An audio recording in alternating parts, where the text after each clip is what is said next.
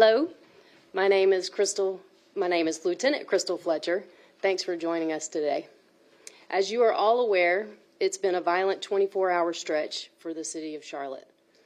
There have been 4 homicides since the early morning of July 8th. We wanted to take the opportunity to alert the public and to provide all the updates we can on these investigations. Please understand these investigations are active, ongoing investigations, and we are still early in the process. We understand the impact gun violence has on our communities, and our homicide unit is doing all it can to bring justice to our victims and to provide some peace of mind for our residents.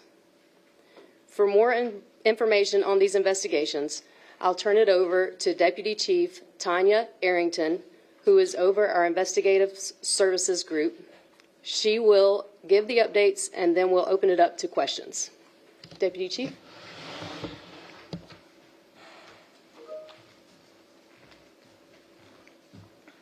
Good evening. If you can bear with me, I do have a little bit of a cough, so I apologize if I have to take a couple of breaks for water. Like you said, my name is Tanya Arrington. I'm the Deputy Chief with Investigative Services. So what we'll do is just kind of go ahead and hop in to the homicides. We'll discuss the ones that we believe are not related, and then we'll talk about a series that we do believe is related. The first homicide investigation, 7300 block of Ray Road in the South Division. Shortly after 5 a.m., a call for service was placed for a disabled vehicle in the roadway at Ray Road near I-485. Officers responded and found the deceased victim, identified as 36-year-old Derek Bias, nearby outside the vehicle with an apparent gunshot wound. At this time, there are no further updates on this particular investigation. Our second homicide, shortly after, at 5:30 p.m. in the 8900 block of Senna Bay Drive in the North Division. This was a domestic violence-related shooting between 2 family members. The suspect and victim were involved in an argument before the suspect shot the victim. The victim was pronounced deceased at the scene and has been identified as 37-year-old Daniel Gomez.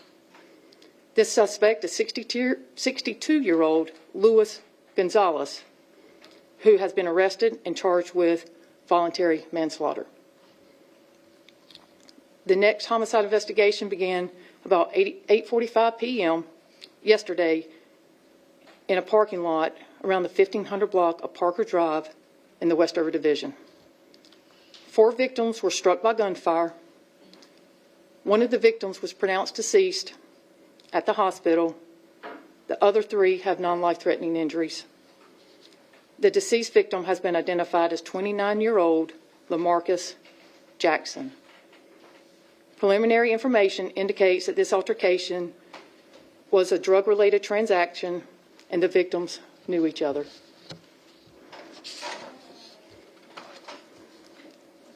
The final homicide happened early this morning, shortly after 1 a.m. in the 3800 block of Statesville Avenue in the Metro Division. We believe the shooting is linked to several other shootings that happened within a short time frame. The homicide occurred when the victim was traveling in a vehicle outbound on Statesville Avenue when his vehicle was struck by gunfire. That victim was pronounced deceased, and the identification is pending family notification. Between approximately 1 a.m. to 1:30, shortly after this homicide, we had another shooting at the intersection of LaSalle Street and Newland Road, where a bicyclist was shot at but not struck by a suspect firing from a vehicle. A victim was driving on LaSalle Street shortly thereafter near Interstate 77 when his vehicle was struck by gunfire. The victim was not injured. A group of individuals were then fired at the 2100 block of Catherine Simmons Avenue. A victim inside the home beside those individuals was struck by gunfire and has non-life-threatening injuries. The final shooting in this series happened in the Steel Creek Division. A bicyclist was hit by gunfire in the 100 block of Hillary Circle and has non-life-threatening injuries. and a house in the backdrop was also fired or shot into during this incident, but there were no injuries. Our homicide unit and detectives are tirelessly investigating all of these incidents and are leaving no stone unturned. All evidence collected will be analyzed and prioritized. We are processing this in-house in our labs through our Evidence and Property Control Division. At this time, we have no confirmed suspects, and we have no verified description of a vehicle. If anyone in the public has any information, we are urging you to call Crime Stoppers at 704-334-1600. The chief has authorized a reward of $10,000 for anyone who has information that leads to the arrest of these cases. Remember, all tips are anonymous, and there's no tip too small. We are asking for the public's help.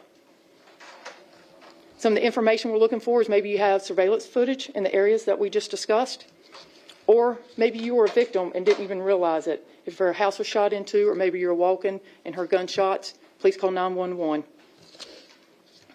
Residents can also call 704-432-TIPS and ask to speak directly to a homicide unit detective if they have information involved in these cases. In response to this, we have developed a robust action plan with patrol and specialized units to address the most recent crime trends I just covered. At this time, I'll open it up for questions. The 3,800 blocks, and I'm sorry if you have to repeat yourself, but you cover a lot. So the 3,800 blocks, Statesville Avenue, is that a fifth homicide, or is that? Are we at 5 now with that 3,800 blocks, Statesville? So that would be the fourth homicide. So that was kind of the fourth and final homicide that kind of started the shooting series. So we believe that that homicide was the start of the shooting series that I just talked about. And note there was the silent new one. And just remember, we will send this out also. Okay. So all of this will be outlined in our media release.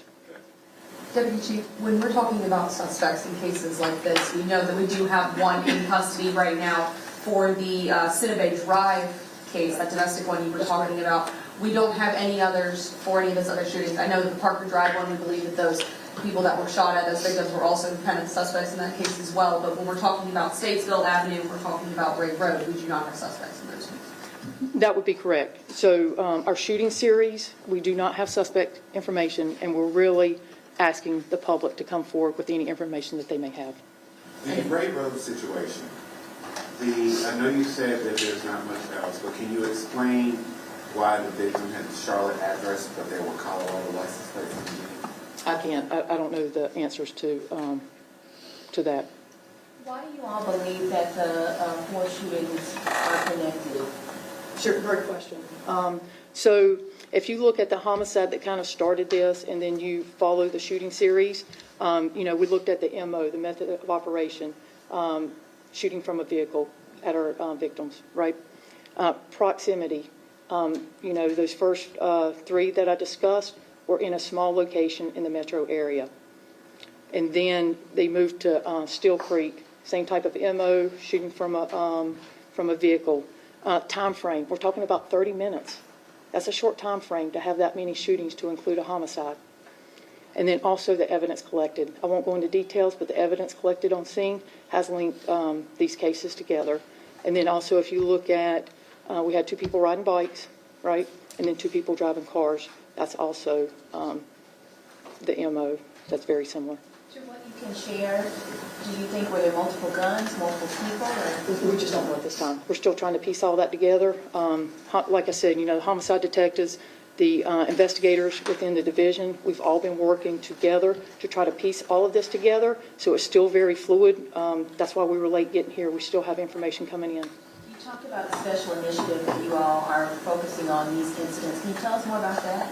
I won't go into details, but what I can tell you is we feel like we have a solid action plan where we've increased our patrols and our specialized units to address these trends. Deputy Chief, have you guys received any information about this car that might be involved in the Statesville Avenue series of shootings? Do you guys know anything about what we're looking for there? We don't have any confirmed information. We have a bunch of leads. We're working through those. So right now, we're still talking to witnesses. We're still canvassing the area. There was a lot of distance between Metro and Steel Creek. So, we're trying to cover a lot of ground, and we're trying to divide and conquer. Do you all have any concern of any further retaliatory type shootings related to this? So to me, I wouldn't consider this retaliatory, right? So this isn't our typical, maybe this gang or this neighborhood is beefing with this neighborhood over here. I mean, I think what we're looking at are, the first few homicides that I discussed. I think you can show that there's no link to those. And then our homicides with these shootings, that there is a link, but that doesn't appear to be like any type of retaliation, like gangs retaliate against another gang. In the Parker Drive incident, do you think that all of those suspects are now in custody based off of them knowing each other and them being... No, we're still working through that investigation. Okay. And with the $10,000 reward, is that for all of these or just the series of shootings? That's for the series of shootings. Chief Arrington? Yes. For the series, is it fair to say for the police, this is an unusual situation Yes. where possibly the same person or persons, are they randomly targeting motorists and people on a bicycle?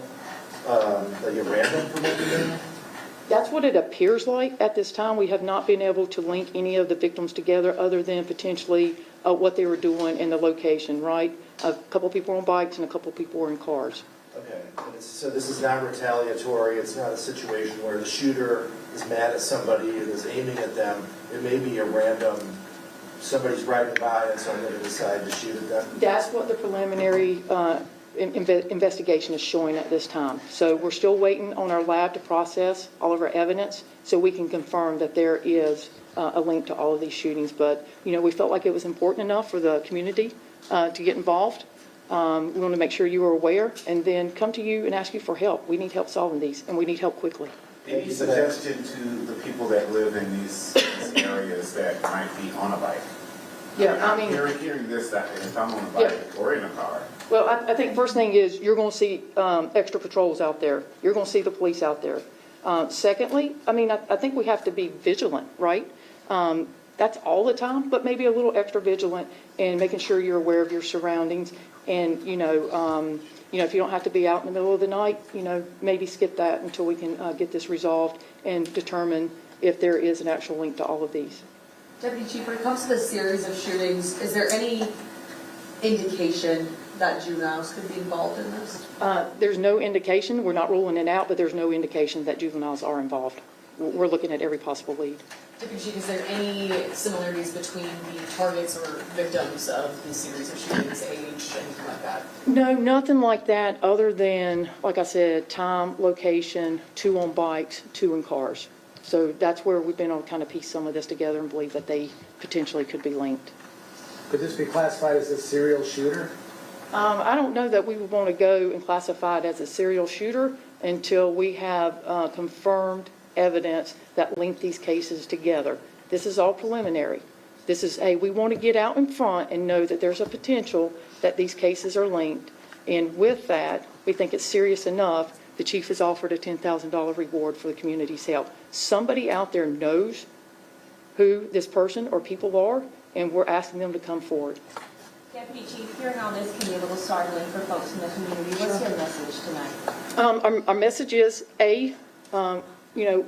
we're always going to be transparent. We want to make sure people are aware of the potential that's out there, right? Secondly, be vigilant. If you see something suspicious, something doesn't feel right, call us. Let us check it out. I don't care how small it is. And especially if we're talking about these areas, if we're talking about these time frames, give us a call. Let us check it out.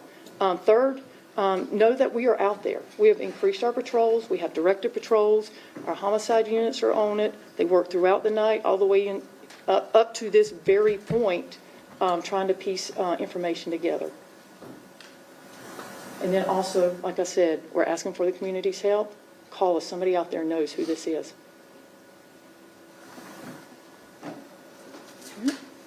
All right. thank you.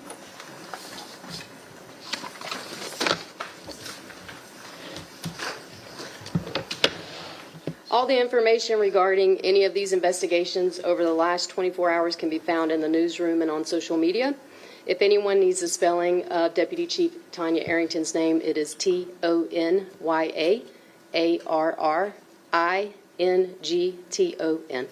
Thank you.